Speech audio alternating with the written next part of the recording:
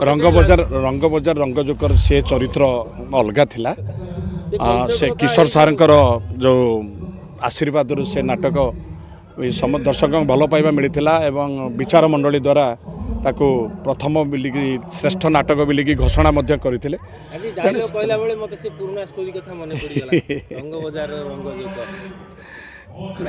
रंगबजार रंगजोकर कहानी अलग थिला ये कहानी अलग पूरा स्वतंत्र कहानी आ ये कहानी कौन सी चलचित्र कॉपी नुहे ये नाटक स्वतंत्र प्रदीप सारंकर स्रष्टार लेखनी आदृत तांकर संलाप एवं कहानी चलचित्र कॉपी भी हुए हुए हुए हुए नो डाउट 2026-27 घोड़ा दौड़ चलला आपण तादरे अछंती ना नहीं घोड़ा दौड़ मु शामिल नहीं नहीं मु शामिल नहीं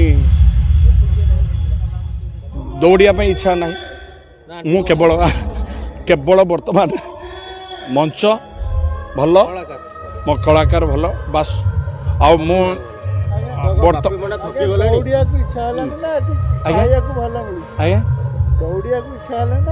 ना ना दौड़ दौड़े मु दौड़ी विशृंखला कले श्रृंखला करने चेष्टा करी श्रृंखला आने चेष्टा करी ठीक ठाक अच्छे दौड़ ना आ भितर मु पशिवाई भी चाहेनी मुझे किछि दिन तले मु कही आपण चैनल माध्यम जो माने भी घोड़ा दौड़ सामिल होउचंती मानसिक स्तर रे प्रस्तुत ही से जगार ठप्पा लगातु एग्रीमेंट से जगार लगातु किंतु बारंबार बारंबार मतिभ्रम हवा बारंबार निष्पत्ति नवा एटा एटा होची यात्रा अनुष्ठान पई भलो नुह जोटा कि बर्तमान होची हाँ बर्तमान जोटा होती तेणु मानसिक स्तर मु प्रस्तुत मु कौटी रही बस घोड़ा दौड़ सामिल हबार कौन माइंड सेट हाँ भाई आपनकर गोटे फोटो भाइराल होची रानी पंडा के संगे हाँ हाँ को कहिबे जे फोटो भाइराल होची भाइराल भल पाउथा लोक माने आउ जने भाई के पाखु पठाउचंती भाई के पाखु पठाउचंती तेणु एटा सत कथा आमे कोन नाइ नाइ सब बेले सेही विवाद भितर रहिबाटा भलो कि नाइ आपण माने खुशी आपण होचंदी बोलते फोटो भाइराल माने खुशी तो सेति खुशी रो सेति पई खुशी रो कथा एटा आपण जने मु निहाती खुशी अरे शुणु मु कही श्रृंखलार रहीकि आमे कलाकार आमे प्रथमे सरल भद्र नम्रतार सहित आमे केवल आम भितर थिबा प्रतिभाटा को विकसित करिबा चरित्र मध्यम रहीकि आमे जन जागरण करेबा आमे हेले कलाकार आमे संस्कार थिबा दरकार आम पाखे चाली चलन आम कथबार्ता लोक मैंने आमको फॉलो कर दर्शक देवता आम आमर से देवता तांकर आशीर्वाद रे जिते आम मंच को जाऊे माँ को मुंडिया मारू एवं दर्शक देवता को मुंडिया मारू बापा माँ आशीर्वाद दर्शक मान आशीर्वाद तेणु आमर जदि चाली चलन सिया हो तेणु वाद बद भितर सब रही कौन मजा लगे तेणु आस श्रृंखला सहित ओडिशार माटी ए उत्कलर माटी संस्कृतिर माटी एठी जो संस्कार अच्छी जो संस्कृति अच्छी आम मिलमिशिकी आगु को आगु और प्रचार प्रसार बढ़े दवा डांसर यात्रा कलाकार मालिक रानी पंडा सैल्यूट करी मो गर्व अनुभव करे जे एते बड़ रानी को एते बड़ पदक्षेप से जे नहीं कि से जो साहस बांधी सारी मो जगन्नाथ पाखे कामना करी माने एमती साहस दे चली था अनुष्ठान सुरखुर चालू कहीं 150-200 कलाकार को दाना दबाटा सहज कथा नुहे आ गोटे मैनेजमेंट से निजे भी मैनेजमेंट कर माने मु तो पारिबिनी मो द्वारा संभव नुहे एटा कहीं से जो साहस बांधियाटा से समस्त पाखे से प्रतिभा भी न थाए तेणु से इज डेयरिंग कैरेक्टर जा होगा देखा जाएगा माड़ी चल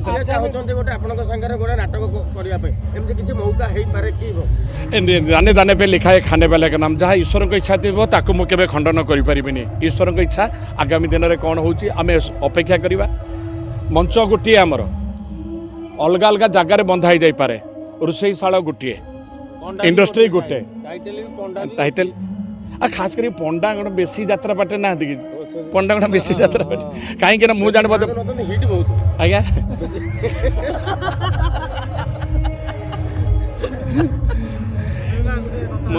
कहीं एमाने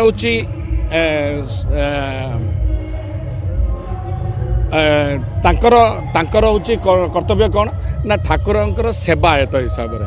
ତେଣୁ ସମସ୍ତେ ସେବା କରିପାରନ୍ତିନି, ଠାକୁର ସେବା କରିପାରନ୍ତି। ତେଣୁ କୁଡ଼ିଆ ହେଇଥାନ୍ତି ବୋଧ ମୁଁ ଭାବୁଛି, କର୍ମ କୁଡ଼ିଆ ହେଇଥାନ୍ତି ଦେଇକି ସେମାନେ ଯାତ୍ରାକୁ ପଳେଇ ଆସନ୍ତି।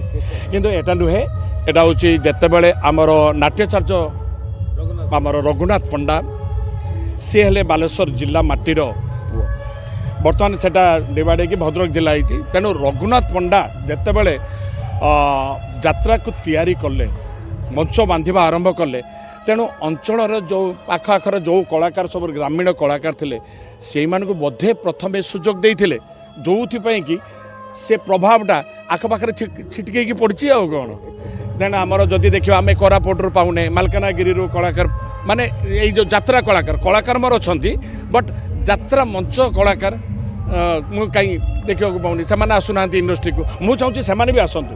ସାରା ଓଡ଼ିଶାରୁ 30ଟା ଯାକ ଜିଲ୍ଲାରୁ ସବୁ ବର୍ଗର ଗ୍ରାମୀଣ କଳାକାର ମାନେ ସେମାନଙ୍କୁ ବି ସ୍କୋପ୍ ଦେବା ଦରକାର ଏ ମଞ୍ଚରେ।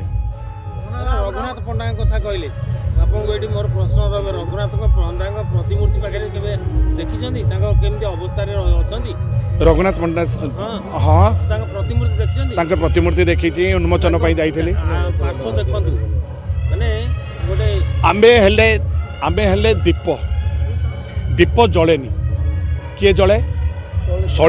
ସଳିତା ହେଲେ କଳାକାର, ତେଲ ହେଲେ ଦର୍ଶକଙ୍କର ଟିକଟ ପ୍ରାପ୍ୟ ଯେ ଦେଉଛନ୍ତି, ଦୀପ ହେଲେ ପ୍ରଯୋଜକ।